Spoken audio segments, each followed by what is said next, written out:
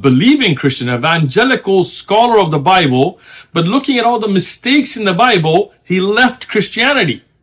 In fact, let's listen to Dr. Bart Ehrman himself. I believe that the Bible was the inerrant Word of God. And so I went off to a fundamentalist Bible college, went to Moody Bible Institute, and I started studying the Bible. But one of the things I learned early on was that we don't have the original manuscripts.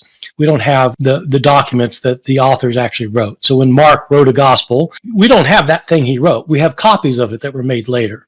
And we actually don't have copies. We've got copies of copies of copies that are many centuries later most of the time. And so I realized that as an evangelical.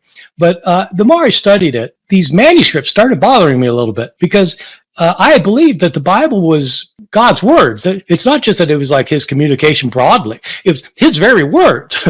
But then as more I thought about it, I realized, there are places where we don't know what the words are.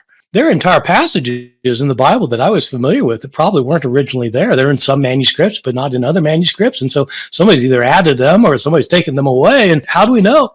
And so for me, that started kind of an avalanche of doubt.